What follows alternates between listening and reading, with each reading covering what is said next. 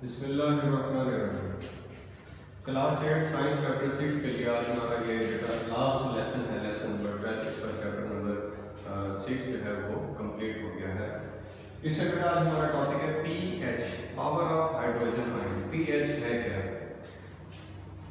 PH को बेटा अगर हम एक आसान लफ्जों में जानना चाहें वो ये है कि कोई एसिड या कोई बेस कितना स्ट्रॉन्ग और कितना वीक है, ये उसकी पीएच शो करता है।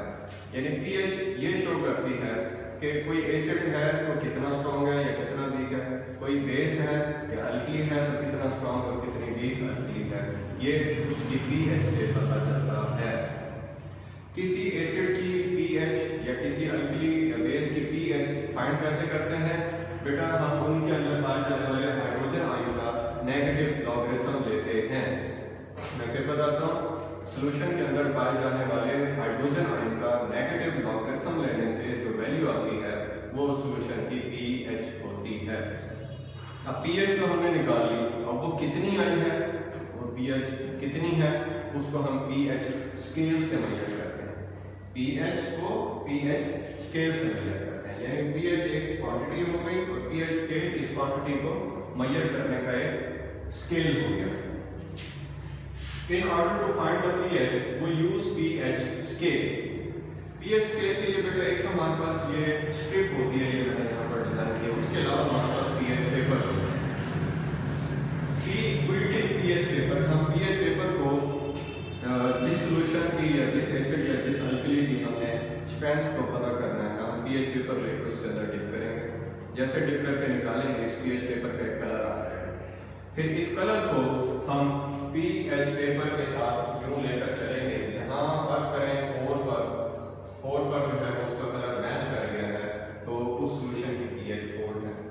ठीक है, तो जो भी कलर मैच कर जाएगा, ये कलर कहां से शुरू होता है बेटा? यहां से लेकर यहां तक ये फुल रेड होते हैं, यहां से हल्का रेड होना शुरू हो जाता है, यहां से बिल्कुल जो है मामूली सा रेड, लेकिन उसके अंदर येलो कलर आना शुरू हो जाता है।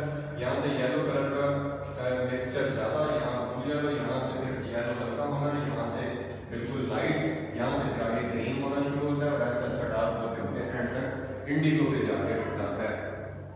तो रेड से शुरू होते हुए येलो तक 6 तक ये पहुंचता है। 7 जो है वो न्यूट्रल और 8 से फिर ग्रीन शुरू होता है और उसके बाद 14 तक इंडिगो पे जाके खत्म होता है।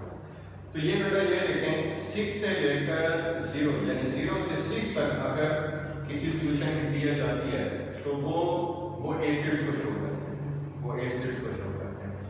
अब यहाँ से लेकर यहाँ तक सारे एसिड हैं, लेकिन जिसका 0 पीएच है वो सबसे स्ट्रॉन्ग एसिड होगा। 1 वाला उससे जरा हल्का एसिड होगा, 2 की स्ट्रेंथ और कम होगी, 3 की और कम, ये कम होते होते 6 पे जाकर इंतहाई वीक एसिड हो जाएगा। लेकिन जैसे आप 7 पे आएंगे, 7 पे वो सॉल्यूशन बिल्कुल एसिडिक नहीं होगा, ना अल्कलाइन होगा।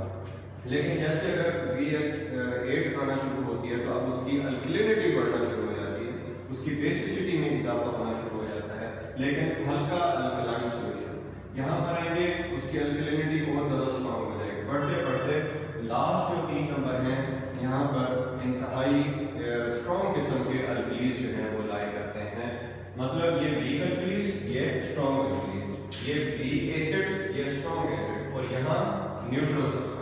मसलन अगर आपके पास वाटर है, आप वाटर के अंदर डिप करते हैं पीएच पेपर को और उसका जो है वो पीएच आपके पास 7 आती है, तो इसका मतलब है आपका जो वाटर है ना वो एसिडिक है ना वो अल्कलाइन है।